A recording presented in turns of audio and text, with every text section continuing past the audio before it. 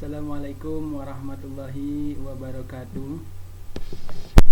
Selamat pagi, selamat siang, atau selamat menyesuaikan dengan kondisi mahasiswa dan mahasiswi hari ini sedang menyimak materi koperasi syariah ini. Apa kabar hari ini? Alhamdulillah, luar biasa, Allahu Akbar ya. Mudah-mudahan semuanya dalam keadaan sehat walafiat, diberikan kesehatan, keselamatan, tidak kurang sedikit apapun ya. Kalaupun ada kurang sedikit-sedikit itu wajarlah sebagai motivasi ya, ke arah kita mengerjakan sesuatu ya. Baik adik-adik mahasiswa, mahasiswi semester 5, selamat bertemu kembali pada mata kuliah Koperasi Syariah. Kali ini dengan pokok bahasan Al-Qad ya, di pertemuan ke-11 ya.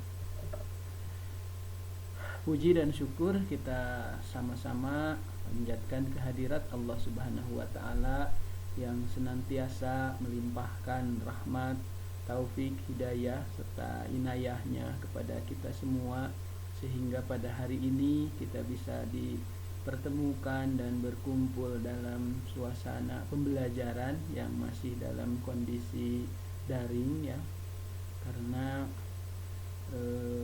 keadaan COVID ini masih belum mengizinkan kita untuk tatap muka, walaupun sebenarnya kita dalam keadaan sehat, tetapi memang tidak ada yang berani mengambil risiko ya, khawatir kasus seperti yang di Petamburan atau yang lainnya itu terjadi, sehingga perkuliahan untuk hari ini masih dilaksanakan secara daring ya. Mudah-mudahan kita semua bisa memakluminya. Memang kita sudah rindu sekali ya dengan perkuliahan tatap muka ya, tidak hanya lebih efektif secara substansi penyampaian, tapi mungkin adik-adik mahasiswa, mahasiswi juga sudah kangen dengan kondisi dan suasana perkuliahan ya. Mudah-mudahan kita berdoa semoga COVID pandemi ini cepat Allah angkat, sehingga kita semua ya, seluruh umat, baik perkuliahan, perekonomian dan lain sebagainya berjalan kembali normal seperti sedia kala ya. Kemudian sholawat serta salam semoga tetap dicurah ruahkan kepada junjungan kita Habibana wa Nabiyana Muhammad sallallahu alaihi wasallam, kepada keluarganya, sahabat-sahabatnya, tabi'in-tabi'innya, serta seluruh umatnya yang tunduk patuh taat terhadap ajaran beliau, yang insya Allah mudah-mudahan termasuk kita di antaranya. Adik-adik mahasiswa dan mahasiswi semester 5 yang Bapak banggakan, Al-Qad ya, Qad itu pinjaman ya. Jadi prinsip dalam koperasi syariah itu ada 5, ada titipan ya, wadiah, ada wadiah yad amanah dan wadiah yad adumanah. Kemudian prinsip kerjasama yang kita pelajari dalam koperasi syariah ini ada 2, kerjasama mudarobah dan kerjasama musyarakah. Sementara mukobaroh, musyakoh kita tidak pelajari di materi koperasi syariah. Mungkin nanti di konsentrasi ekonomi syariah bagi teman-teman yang ingin memperdalam lebih dalam kembali keluasan dan kedalaman ekonomi syariah, mungkin itu bisa dipelajari nanti di semester 7 ya. Kemudian ada prinsip jual beli, ada jual beli dengan karakteristik ba'i musawamah, ba'i murabahah ya, ba'i salam kemarin, dan ba'i istisna. Itu 3 prinsip. Yang keempat ada prinsip pinjaman, prinsip kebajikan, yaitu Al-Qad ya, Qad pinjaman. Sebenarnya secara adat pinjaman ini sudah banyak terjadi ya. Jadi misalkan pinjam tangga dari tetangga ya, karena Anda mau membetulkan genting ya. Jadi pinjaman ini bisa berlaku pada benda ya, bisa berlaku juga pada jenis uang atau yang lainnya, sepanjang syarat yang menjadi pinjam objek pinjam meminjamnya memenuhi syarat. Kemudian al-qad juga harus memenuhi rukun nanti ya. Syaratnya salah satunya bukan barang yang haram untuk dipinjamkan. Misalkan saling pinjam meminjam penghisap sabu misalkan, itu tidak boleh ya, karena secara syarat sudah tidak masuk ke dalam syarat ya. Misalkan juga pinjam meminjam barang hasil curian padahal kita tahu itu barang hasil curian ya. Kemudian pinjam apa ya, wah ya betul ya, biar lebih paham lagi, pinjam meminjam pemandu lagu itu juga tidak sesuai dengan syarat ya, seperti itu ya. Jadi secara adat pinjam meminjam atau qad itu sudah banyak diaplikasikan ya di lingkungan masyarakat ya. Jadi pinjam sepatu, misalkan kita mau main futsal tetapi kita lupa bawa sepatunya. Kebetulan teman kita ada yang memiliki 2 pasang sepatu ya, dan 1 pasang bisa dipinjamkan kepada kita. Nah, pada saat kita meminjam, nah itu pinjam. Nah, jadi sudah paham ya pinjam meminjam itu. Kemudian juga pinjam raket saat badminton ya. Banyak sekali ya itu yang sifatnya benda. Pinjam laptop di teman kita saat kita atau kelompok kita mau presentasi, ternyata kita lupa membawa laptop, atau laptop yang kita bawa misalkan tidak sinkron dengan sistem infocus atau proyektor yang ada di ruangan atau lain sebagainya, sehingga memungkinkan kita menjadi pinjam ya. Banyak hal tentang aplikasi pinjam meminjam. Kemudian juga pinjam uang ya. Pinjam uang saat kita misalkan, terutama yang kos nih, mungkin banyak yang berpengalaman bahwa saat bekal kita ini sudah mulai menipis karena ada beberapa iuran yang harus dibayar. Nah, kita tidak punya ongkos pulang misalnya ya. Nah, kita meminjam ke teman kita di kosan sebelah atau di teman yang lainnya untuk pinjam sekedar ongkos pulang, misalkan 50.000 ya. Nah, begitu itu juga sudah memenuhi prinsip atau rukun dari al-qad. Ada yang meminjam, ada yang meminjamkan, ada objeknya tadi bisa uang, bisa benda, kemudian juga ada sigot, serah terima itu. Nah, kemudian bagaimana membayarnya atau memulangkannya atau mengembalikannya. Sekarang begini, saat kasus pinjam meminjam al-qad tadi, di objek bendanya itu adalah sepasang sepatu futsal. Saat Anda beres main, saat Anda sudah selesai pinjaman itu, Anda mengembalikan apa? Sepasang sepatu itu kembali kan utuh, walaupun mungkin utuhnya dalam arti sisi kasat mata ya. Pada saat sebenarnya sudah tidak utuh kalau mau di selektif, kita mau mencari ya. Apa misalkan tadi asalnya dapat nyuci, sekarang jadi bau misalnya. Tetapi kalau memang kesepakatannya seperti itu ya, inti sepasang sepatunya kan sudah dibalikin. Tapi kalau memang dalam perjanjian pinjam meminjamnya harus dikembalikan dengan catatan sudah dicuci kembali, ya silahkan peminjam harus memenuhi ketentuan itu ya gitu. Intinya saat kita mengembalikan itu adalah sepasang sepatu kembali kan. Tidak ada diharuskan ada tambahan, misalkan kudu nambahan duit 10.000. Nah itu bukan pinjam meminjam. Kalau itu mungkin bisa sewa ya, ke ijaroh, mungkin minggu depan kita ke ijaroh sewa dan bayar biaya sewa 10.000. Kalau dipinjam meminjam utuh saja, karena namanya juga pinjam ya, itu ya.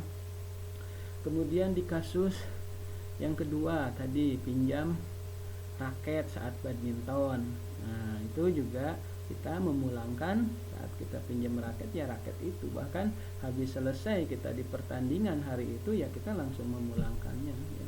Terima kasih, saya kembalikan raketnya. Mudah-mudahan menjadi amal pahala atau bagaimana lah bahasanya, silahkan ya, seperti itu. Kemudian tadi dipinjam meminjam tangga ke tetangga. Bapak Ibu, tadi saya pinjam tangga, kebetulan genting rumah saya ada yang bocor. Saya bermaksud naik ke atap untuk mencari dan membetulkan genting yang bocor, tapi membutuhkan tangga. Oke, dipinjamin sama tetangganya ya. Nah, nanti sudah beres, sudah kelar ya. Kita mulangin apa? Tangga itu kan, tidak tangga sama anak tangga atau tangganya jadi dua, tidak. Ya kan, seperti itu karena pinjam. Jadi secara substansi pinjam meminjam tidak boleh ada tambahan, tidak boleh ada uang sewa, tidak boleh ada uang buruh, nah karena pinjam. Kalau ada uang sewa itu sudah bukan kategori pinjam meminjam, mungkin nanti bisa masuk ke akad ijaroh sewa atau yang lainnya ya gitu. Intinya dipinjam itu kita ngulangin utuh apa yang kita pinjam. Itu pinjem proyektor dari kampus, pinjem sound system karena misalkan di kelas Anda mau ada kegiatan, atau UKM unit kegiatan mahasiswa mau ada kegiatan, pinjem sound ke kampus ke STIE. Nah esoknya kalau sudah kelar sudah beres kan kita mulangin lagi ya, mengembalikan, kita pinjem. Nah kata orang STIE, boleh saya pinjemin, tapi nanti kalau udah mulangin, pas mulangin harus selain utuh kamu bayar 20.000 ke saya. Nah, itu bukan pinjam meminjam ya, bisa masuk ya karena sewa ada tepuguh ya, memang bisa masuk ke sewa ke ijaroh. Tetapi saat awal kalau memang awalnya meminjamkan kemudian di akhirnya harus ada, nah itu cacat tuh akad itu ya, tidak boleh begitu misalnya ya, misalnya gitu. Paham ya, pinjam meminjam. Nah, kemudian uang.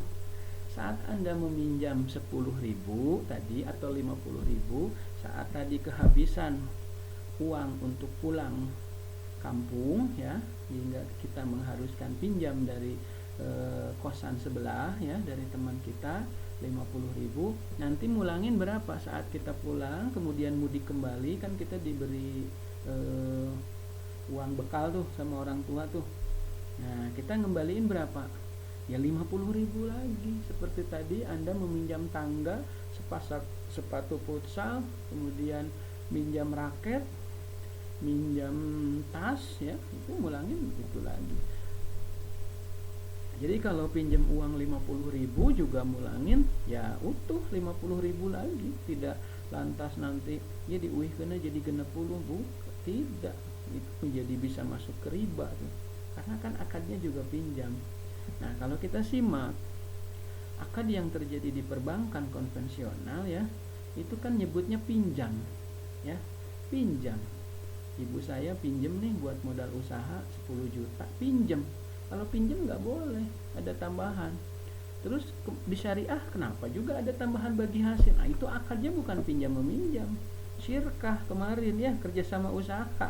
Jadi si banknya investasi. Cuma kalau usahanya lagi turun ya wayana bank juga terus turun. Kalau usahanya lagi untung ya bank dapat untung, bahkan bisa melebihi dari bunga bank. Jadi prosesnya gitu ya.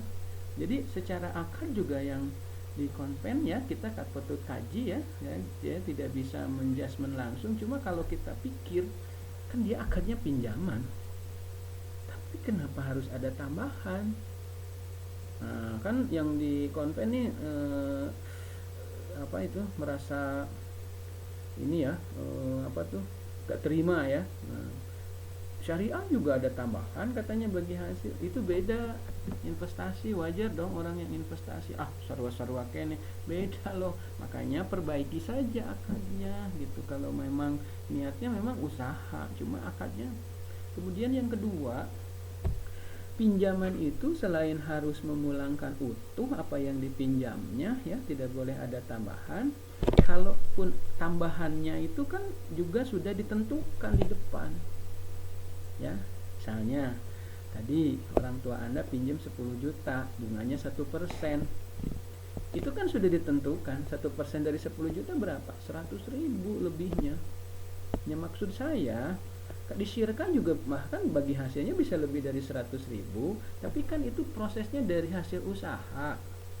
Kalau usahanya untungnya besar ya wajar dong lebih dari 100.000 juga, orang dia investornya Kalau kecil ya wajar dong, investor juga kebagian kecil lagi, orang itu juga usaha bersama. Tapi kalau di sini kan saat orang tua Anda menerima pinjaman itu, selain secara akad tadi salah, orang tua Anda sudah bisa dipastikan bayar bulan depan bunganya 100.000. Nah kalau orang tua Anda untungnya besar, lagi rame, untungnya 2 juta, citek bayar 100.000. Bahkan bisa bayar buat bunga 2 bulan ke depan, 200.000 nih bayar, bulan depan kita tenang. Bisa begitu. Kata bang, enak kamu ya, saya pinjemin untungnya gede, ngasih ke saya mah 100.000 aja. Nah ini kan bapak yang nentuin. Nah, itu kalau posisinya Anda yang untungnya banyak, bank yang ngedumel. Tapi kalau namanya usaha ya, pas 10 juta itu kan tidak selalu untung. Kadang-kadang kita lagi tiisen menyatiisen we. Dugikeun kak bobor aya untung ya, untung kangge buat apa? Buat gajinya para pegawai juga kita menjadi minus. Nah, ini bagaimana kata pihak perbankan? Pihak perbankan pasti akan tetap meminta 1% itu. Nah, disitulah yang transaksi tidak bolehnya itu di situ. Dan syariah mengatur bagaimana bahwa aturan ini bisa manfaat dan maslahat untuk umat, dan memang ini ya kalau kita melaksanakan tidak sekedar manfaat, bahwa kita melaksanakan perintah ya. Perintah siapa? Perintah Tuhan. Begitu. Nah, ini al-qad ya. Jadi yang di konvensional itu secara akad maupun secara proses menentukan keuntungannya ini, kalau Anda mau berpikir secara logis ya, ini kan sudah tidak masuk akal ya. Jadi tidak adil gitu. Ada yang diuntungkan, ada yang dirugikan. Jadi silahkan saja dikaji. Nanti mudah-mudahan kalau memang mau didiskusikan silahkan ya. Nanti kalau ada pertanyaan ditanyakan. Itu al-qad. Jadi sebenarnya aplikasi al-qad yang benar itu sudah banyak diaplikasikan di masyarakat dalam bentuk pinjaman benda ya. Termasuk Anda mahasiswa juga tadi pinjaman apa?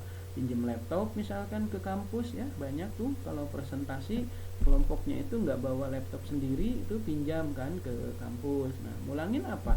Ya laptop itu lagi, karena akadnya kod pinjaman, bukan syirkah, bukan kerja sama usaha ya, gitu. Bukan jual beli, bukan. Kemudian bukan juga sewa kan, bukan.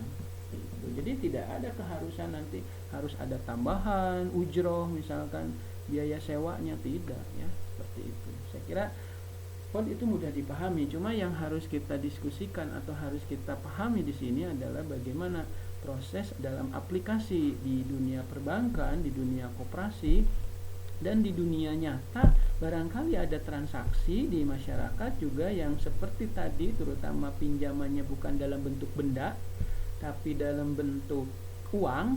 Nah, ini yang banyak terjadi gitu. Nah, mudah-mudahan Anda bisa merubah, dalam arti juga kemarin seperti yang saya bilang, lain datang-datang terus mematahan nyalahkan, bukan juga, tetapi bagaimana pada saat ini terjadi pada keluarga kita, kemudian orang tua kita, kemudian Anda sendiri, Anda harus bisa menolak, kemudian menawarkan sistem yang seharusnya sesuai dengan aturan ya.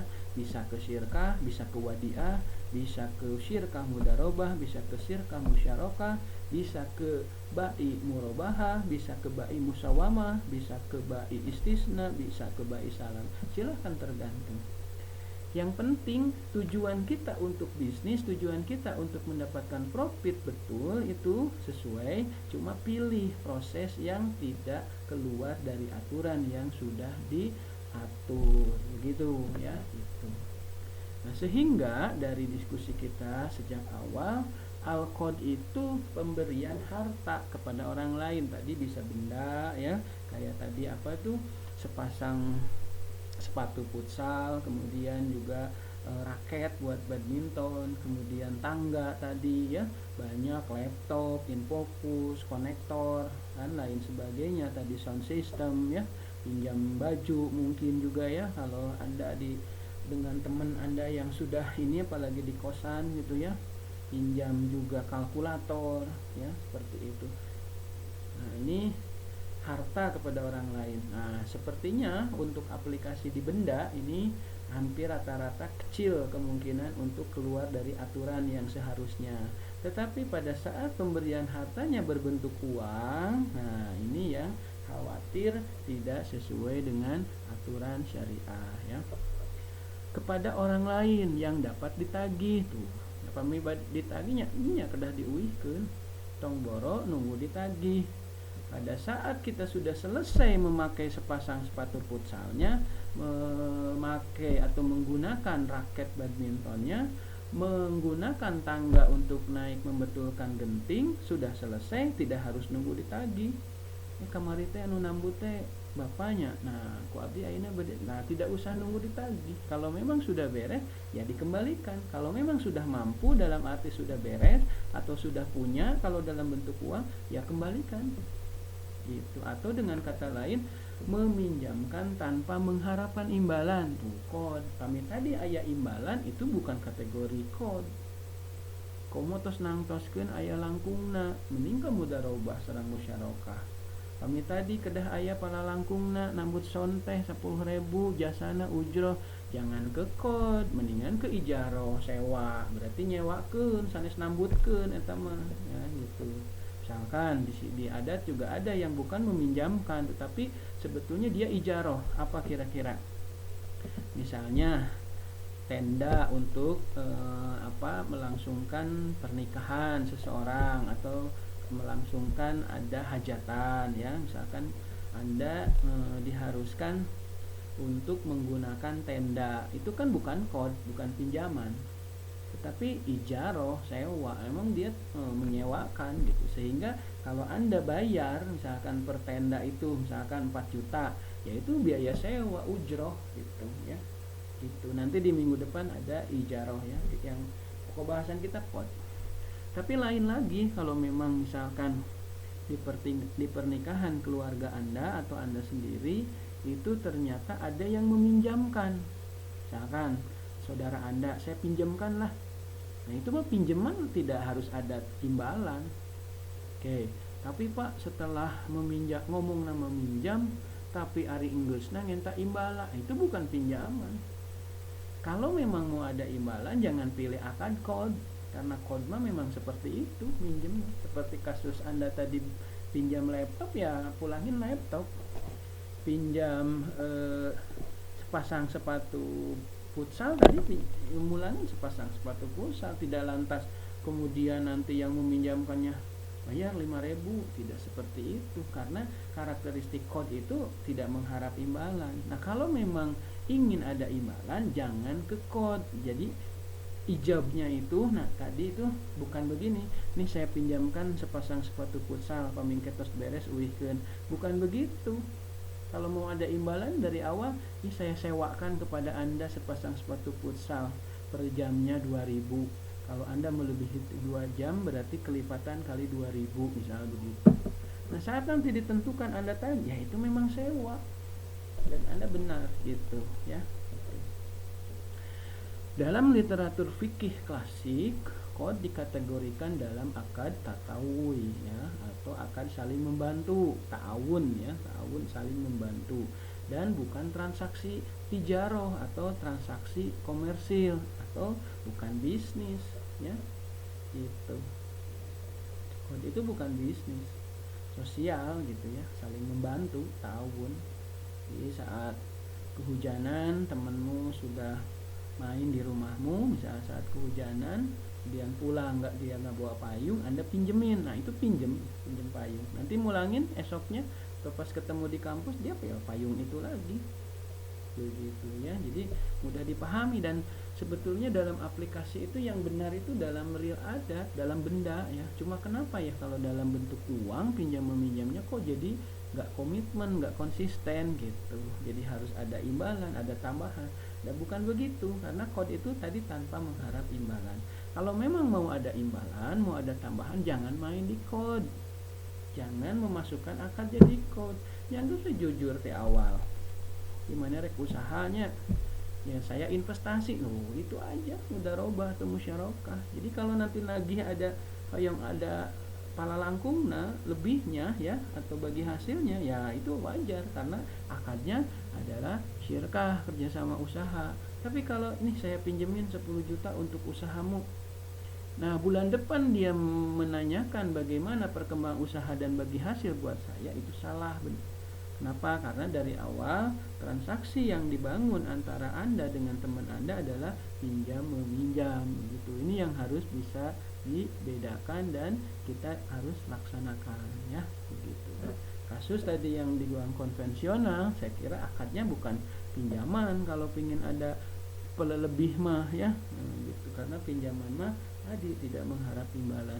Kemudian yang kedua, kesalahan mereka tadi itu proses menentukannya itu seolah-olah sudah memastikan diri 1% dikali besar pinjaman Anda. Kalau pinjaman Anda 20 juta ya tinggal 1% dikali 20 juta berapa? 200.000. Tanpa melihat kondisi si debiturnya itu, si nasabahnya itu untung atau rugi.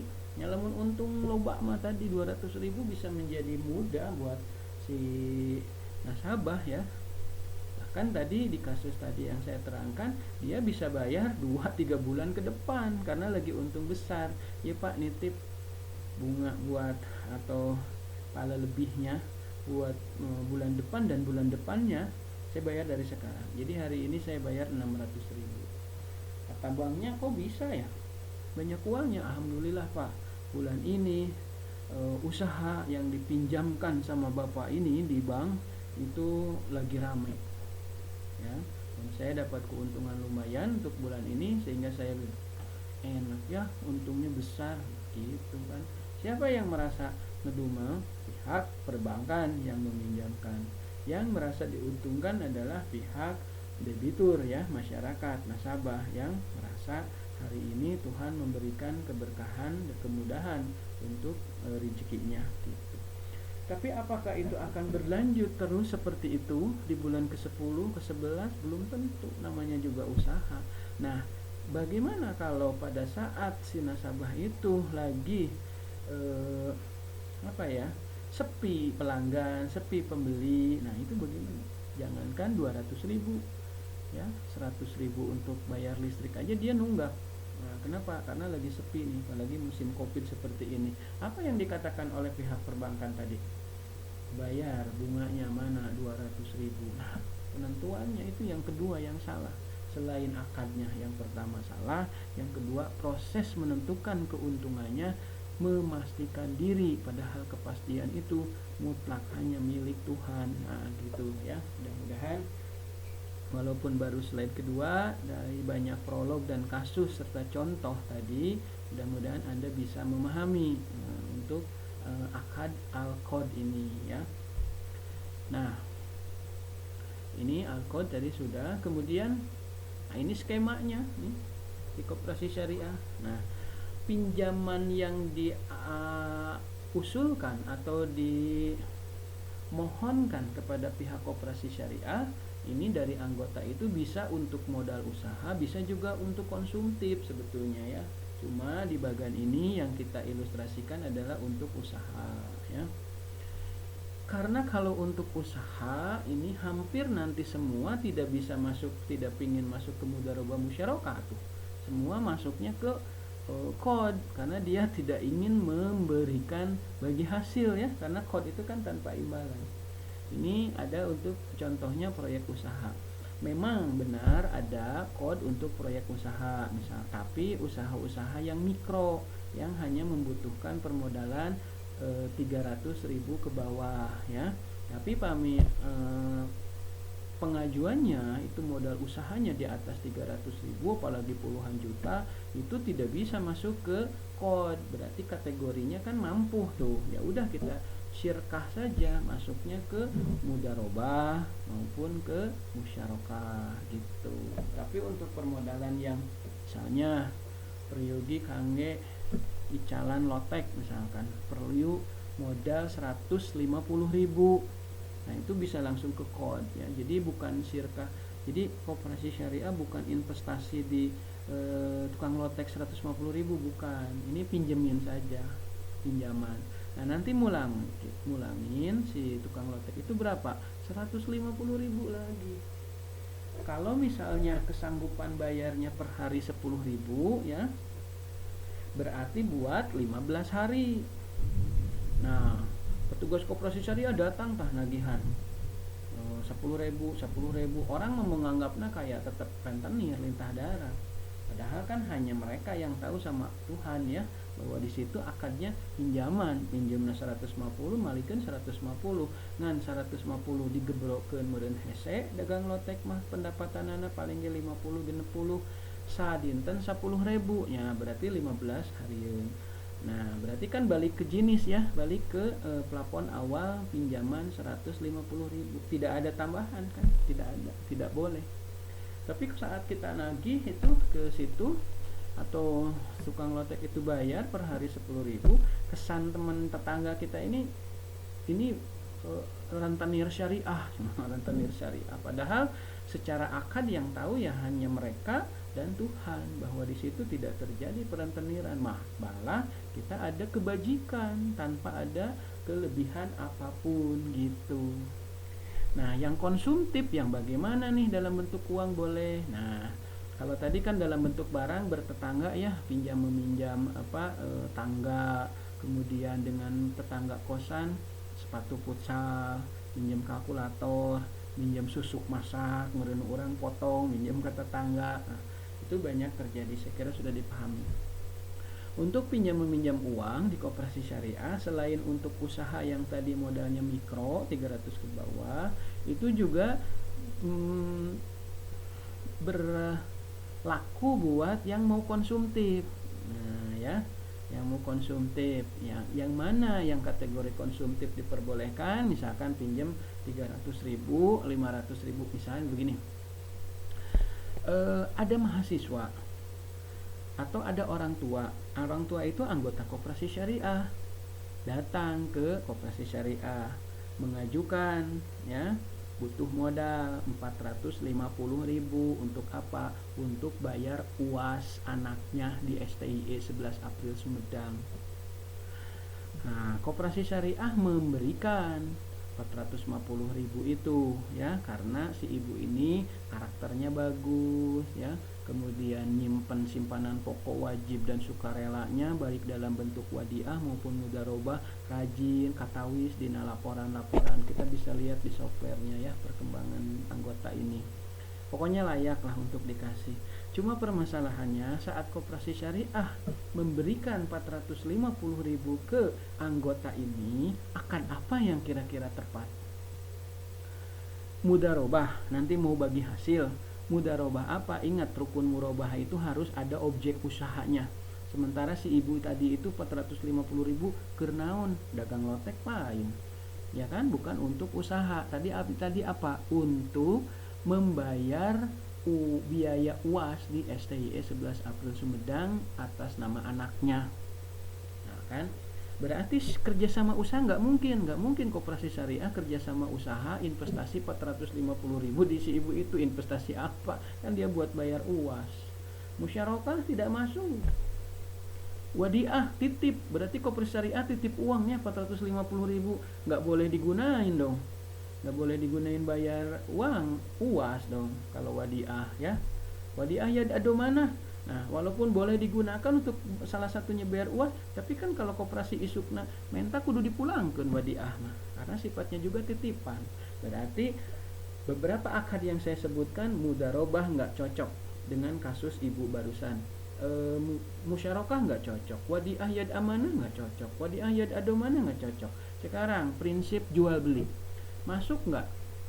Koperasi jual beli apa? Bayar 450.000 dengan si ibu anggota tadi. Orang ibu tadi butuh uangnya untuk bayar UAS. Jual beli apa kira-kira? Jual beli itu harus ada objeknya. Kalau bai salam di pertanian, kalau bai murabahah itu harus sudah ready objek. Ini objeknya mana? Nggak ada kan? Kemudian bai istisna apa? Jual beli yang minta dibuatin apa? Hasil UAS. Nggak bisa. Jadi wadiah nggak kena, wadiah yad adomanah nggak kena, musyarakah nggak kena, mudharobah nggak kena, murabahah nggak kena, bai salam nggak kena, bai istisna nggak kena, nggak kena semua. Berarti satu-satunya akad yang cocok untuk ibu ini adalah qad, ya, pinjaman, ya, pinjaman saja.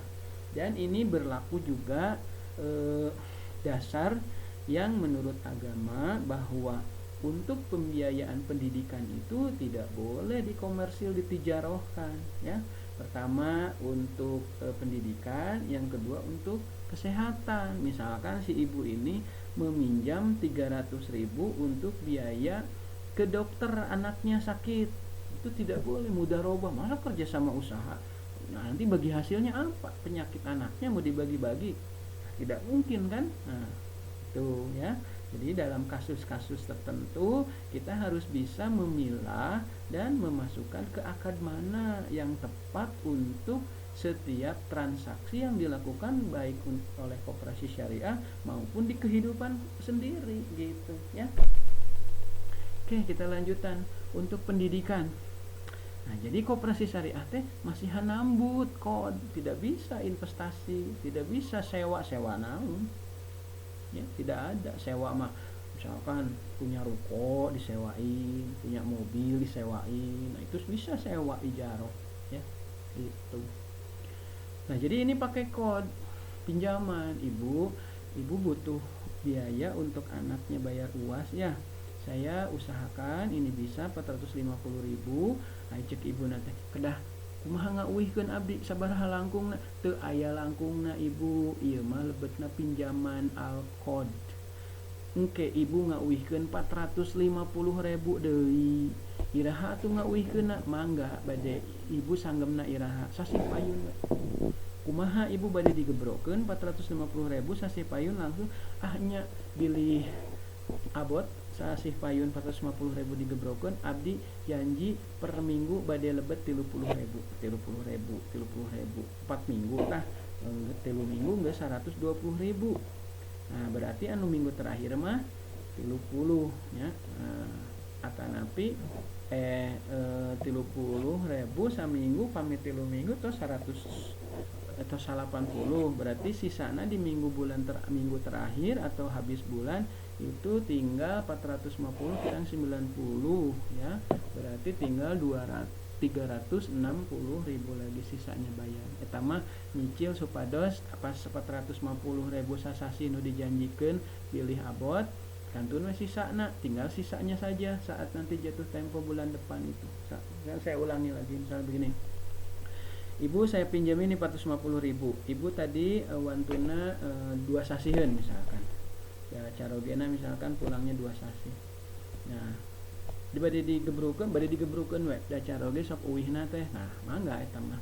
Tapi misalkan ibu mah da carogena icalan ye, milih engke teh henteu aya pas 2 sasih teh ku abdi bade dicicil heula samampuhna, minggu ieu aya 10 minggu payuna 2 minggu aya 50 tos 60 tah, berarti engke minggu di akhir pami bade bayar ke 450 tinggal dikurangi saja berapa yang sudah masuk. Kalau yang sudah masuknya 180 misalnya, tinggal 450 kurang 180, tinggal sisanya berapa. Intinya sampai di waktu yang dijanjikan badai digebrokkan 450 semua di akhir itu silahkan, mau dicicil dulu dibagi rata bagi minggu mangga, mau besar kadang-kadang minggu pertama 50, minggu kedua cuma 20, minggu udah 70 tuh, minggu ketiga 50 lagi tuh udah 120 tuh.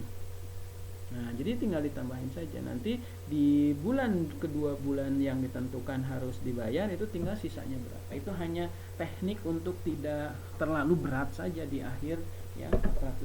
Ada yang realnya begitu ya, gitu. Nah, ini kode tadi untuk usaha yang tadi biasanya di bawah 300 ya. Kalau di atas 300 ya dia ke mudharabah saja, ke musyarakah saja ya gitu. Kemudian untuk konsumtif barusan ya, kayak untuk biaya pendidikan itu. Tapi kalau biaya pendidikannya di atas 500, kita juga nggak mampu memberikan kode. Misalnya begini, Pak, saya kuliah S1, bayar kuliah 3 juta, 3 juta setengah malah. Pinjam dong, kan kata syariah tidak bisa ke mudharabah apa, kerja sama usaha apa, pendidikannya nanti pinternya mau dibagi-bagi, kalau bodoh mau dibagi-bagi kan nggak mungkin ya gitu. Jadi nggak masuk ke syirkah. Ke jual beli apa, mau jual beli ilmu nggak masuk. Tapi kebutnya satu-satunya yang cocok adalah kode. Kata dia itu, kode pak, pinjemin saya 3,5 juta. Nah, kan koperasi juga punya ketentuan ya, anggota yang pingin kode itu banyak. Jadi tidak serta merta 3,5 juta lantas jadi milik Anda, tidak, itu dibatasi. Jadi ada aturannya lagi.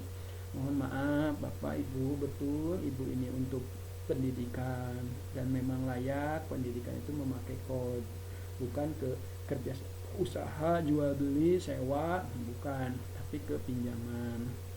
Namun di koperasi kami, karena anggota kami juga yang lain ingin memanfaatkan kode itu banyak, maka batas maksimal di koperasi kita kode itu sampai di 500.000 misalnya. Kalau memang maksimalnya di 100.000 ya wayahna 100.000. Mungkin kekuatan dana koperasinya masih kecil gitu ya. Karena dana kode ini biasanya sumbernya bukan dari simpanan, tetapi dari zakat, infak, sodako ya. Misalkan saat penandatanganan akad murobahah ya, ada ini apa tuh, nasabah yang melakukan infak ya, situ pada saat dapat pencairan itu dia infak 10.000, itu dikumpulkan dan dimanfaatkan untuk hal-hal yang seperti ini gitu ya gitu. Kemudian misalkan tadi ada yang sakit untuk biaya pengobatan, nah nanti mulangin mah enggak, dia kira-kira punya uangnya kapan.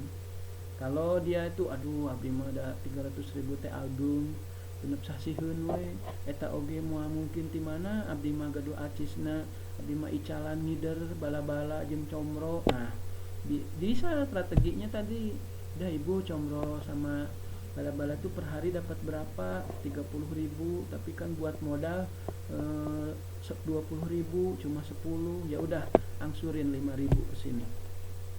5.000 tadi 300.000 pinjemnya, bagi aja 5.000 berarti sekian hari gitu ya. Jadi fleksibel, intinya kembali lagi aja ke besarnya pinjaman yang dipinjam, tidak ada tambahan. Masalah waktu silahkan fleksibel sesuai kemampuan ya, tapi kalau jangan sampai mampu bilang pingin panjang ya, kan bayar hutang itu lebih cepat lebih baik ya, supaya saat malaikutul maut mencabut nyawa kita sudah dalam posisi sudah tidak punya hutang ya gitu. Malah mun mampu mah langsung geus aya mah bayar we lunas, walaupun janjinya genep sasi teu abong-abong keun wae ieu geus aya sebenarnya mah cuma dalila keneh genep pula. Jangan seperti itu, lebih baik bayar saja karena umur tidak ada yang tahu. Kemudian yang kedua, bisa menambah kepercayaan. Kata koperasi teh, duh biasanya terus genep sasi aya mah geuning dibayar, baik ya dia mah karakternya. Dimana kita nanti butuh lagi, koperasi syariah siapapun yang pernah kita pinjami akan percaya kembali kepada kita. Tadi saat kita 6 bulan janji, di 2 bulan sebenarnya sudah ada, tapi ngomong nak dina hatekeun bae dalila keneh ewe heula lah ngeunah teuing dah. Kemudian leungit we, atau kita kepake itu pas 6 bulan jatuh tempo malah nggak ada, tuh nyalahin lagi yang lain.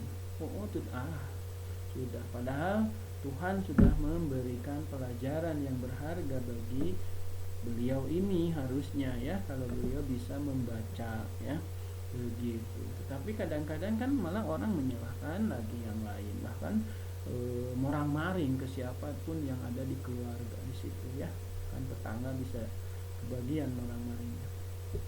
Nah ini skema kode ya. Jadi kalaupun mau ada keuntungan tadi, tukang ngider combro bala-bala tidak ada harus ada memberikan laba. Nah ini hanya mengembalikan modal. Jadi nu dicicil tadi itu salaresna sanes bagi hasil, tapi modal sampaikan kembali lagi ke sejumlah yang dipinjamkan gitu ya. Gitu. Paham ya sampai sini? Nah, kemudian ada skema kode hasan. Kalau kode itu pinjaman, tapi di sini ada hasan, ada kebajikan. Nah, kalau skema kode hasan ini diperuntukkan untuk anggota dan keluarga anggota yang tidak mampu ya. Tidak mampu. Jadi kalau yang tidak mampu mah Pada saat dia itu minjam, entah itu untuk usaha maupun untuk konsumtif, biaya pendidikan ataupun biaya kesehatan tadi, kemudian dia itu sebenarnya tidak mampu ya. Nah, pada saat dipinjemin karek mayar sekali terus teu mampu karena memang benar-benar kita survei dengan kondisi keluarganya dan keadaannya memang dia memang tidak layak. Kalau yang itu tidak dipinta lagi. Ya, tadi pinjamnya 300.000. Kemudian dia baru mulangin 20.000. Tapi dia nggak mulangin lagi sisanya. Pada saat misalkan kita sudah survei dengan berbagai hal memang kondisinya tidak memungkinkan gitu, dan tapi dia punya niat untuk bayar cuma karena wah rumahnya juga mau rubuh, kondisi usahanya juga nggak jelas. Nah, biasanya kita hibahkan saja oleh koperasi syariah buat dia. Jadi mun tadi 200.000 karek 20 teh meureun kuduna 280.000 lagi ya harus dikembalikan. Nah, itu ada akad hibah sehingga keluarganya nanti sudah tidak punya hutang, dan kalaupun dicabut nyawa atau meninggal itu sudah meninggal tidak dalam keadaan membawa hutang karena pihak koperasi sudah menghibahkan sisanya. Disitulah muncul kod hasan, jadi pinjaman kebajikan gitu ya. Itu bisa dipahami barangkali. Nah, ini skemanya, mangga tinggal dibaca saja karena secara keseluruhan penerangannya tadi sudah saya terangkan ya. Mudah-mudahan bisa dipahami ya. Banyak juga contoh-contoh yang lainnya pastinya ya. Cuma yang Bapak berikan tadi kasus-kasus yang memang menurut Bapak Anda bisa memahami saja. Sebenarnya kalau kita explore lebih dalam, banyak sekali ya kasus-kasus di masyarakat di sekitar Anda ya. Nah, itu sudah sesuai syariah maupun ada sedikit-sedikit yang belum. Biasanya yang belum itu di uang ya, dipinjam meminjam uang tuh. Kalau di benda mah saya kira sudah pada paham lah. Nah, ini Al-Qur'an ya. Penjelasan hukumnya jelas, hadis, ijma, fatwa Dewan Syariah Nasional. Nah, untuk Al-Qur'an ini ada di Al-Quran Al-Baqarah 245, Al-Maidah 2 ayat 2, kemudian surat Al-Hadid ayat 11 ya.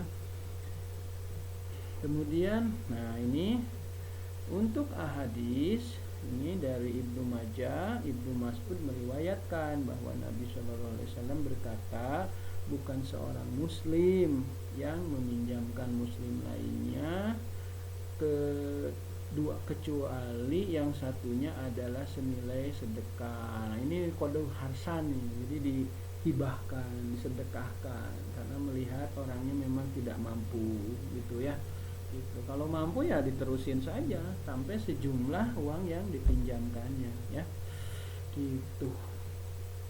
Kemudian ijma, ini para ulama telah menyepakati bahwa al-qad itu boleh dilakukan ya. Oleh karena itu pinjam meminjam sudah menjadi satu bagian dari kehidupan dunia ini ya. Islam adalah agama yang sangat memperhatikan segenap kebutuhan umatnya ya.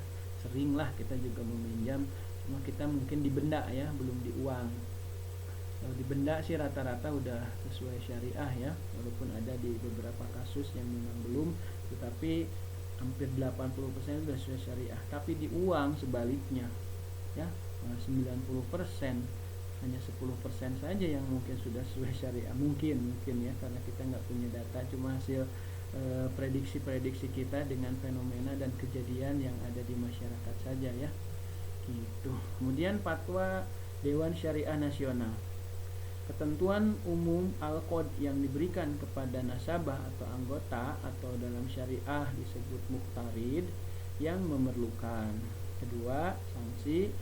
Ketiga, ada sumber dana gitu. Jadi ada sanksi memang kalau memang dia sebenarnya sudah mampu tapi melalaikan ya. Ada sanksi juga ya, baik moral maupun. Nah, ini adalah rukun dan syarat tadi al-qad ya.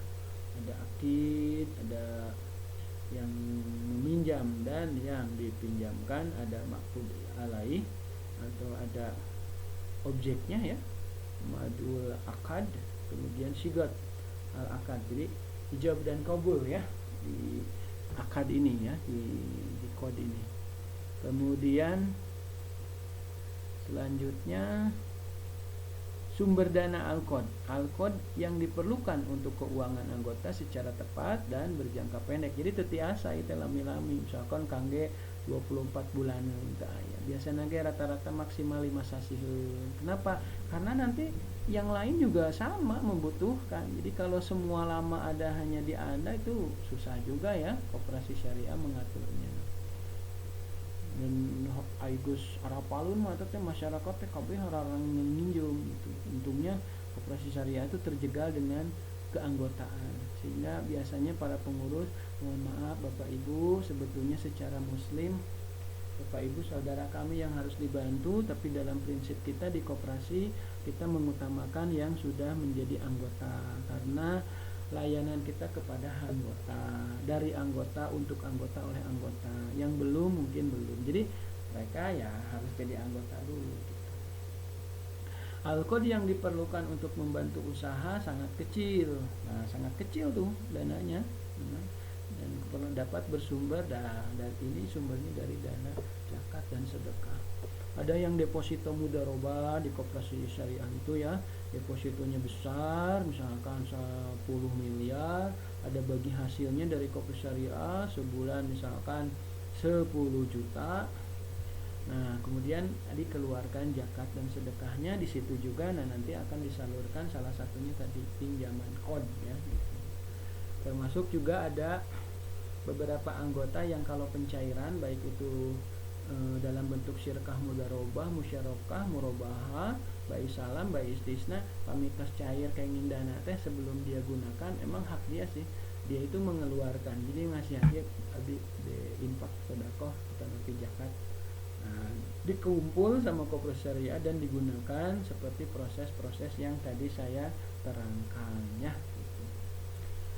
Kemudian manfaat Al-Qad. Nah, ini jelas tadi dari simakan Anda menyimak apa yang Bapak terangkan, Anda sudah bisa memahami bagaimana manfaatnya ya. Nah, bagi nasabah anggota yang sedang dalam kesulitan tadi ya, mendesak bisa mendapatkan dana talangan ya, gitu, dengan tanpa harus ada imbalan dan tambahan. Nah, Al-Qad dan Al-Hasan ini merupakan salah satu ciri pemberi antara koperasi syariah atau bank syariah dengan bank syariah lain konvensional yang di dalamnya terkandung misi sosial di samping misi komersil. Karena di koperasi syariah mah, di bank syariah mah ya Al-Qad Hasan ya. Bahkan kalau tidak mampu, pinjaman itu dihibahkan saja. Ini luar biasa, ini pembeda dari konvensional ya. Adanya misi sosial kemasyarakatan ini akan meningkatkan citra baik dan meningkatkan loyalitas. Sayangnya ini produk ini jarang dikemas demikian rupa sehingga tidak terlalu booming dan masyarakat tidak banyak tahu. Nah, padahal bagi koperasi syariah itu sendiri, bagi bank syariah itu sendiri sebenarnya ini merupakan sebuah peluang ya, bagaimana menjadi sebuah kekuatan dari koperasi syariah dan bank syariah itu yang menjadi ciri pembeda dengan konvensional harusnya ya. Resiko Al-Qad terhitung tinggi memang karena ia dianggap pembiayaan yang tidak ditutup dengan jaminannya. Tapi tadi ya, kalau memang benar tidak mampu, kita suka menghibahkan. Jadi anu tadinya larumbang tina bunga bagi hasil deposito, dari saat pencairan ada hibah infak itu sudah beramal ke sini ya. Begitu ya. Nah, itu barangkali untuk qad. Saya kira mudah-mudahan kalau ada yang mau didiskusikan silahkan ya untuk qad ini. Dan di koperasi syariah ada qad, cuma tadi besarannya tidak besar ya karena sumber dananya masih kecil. Ya, itu digunakan dari sumber dana zakat, infak, sedekah anggota ataupun bukan anggota yang dikelola dimanfaatkan. Ini mirip Baitul Mal qad itu. Dan UM yang Anda pelajari itu mengembangkan qad pinjaman, meminjam ya, begitu. Baik, itu saja. Silahkan kalau mau ada yang didiskusikan dan ditanyakan bisa melalui grup WA ya, atau yang lainnya japri juga boleh, nanti saya langsung bisa jawab ya, begitu. Untuk hari ini saya kira cukup sampai di sini. Mohon maaf apabila ada kesalahan, kekurangan, dan kehilapan dalam penyampaian, termasuk barangkali mohon maaf apabila ada kata dan kalimat yang sempat saya sampaikan tidak berkenan di hati mahasiswa dan mahasiswi semua. Mohon dimaafkan apabila ada benar dari Allah, apabila ada kesalahan karena kebodohan dan kehilapan Sukma sebagai dosen dan manusia biasa. Terima kasih. Billahi taufiq wal hidayah. Wassalamualaikum warahmatullahi wabarakatuh.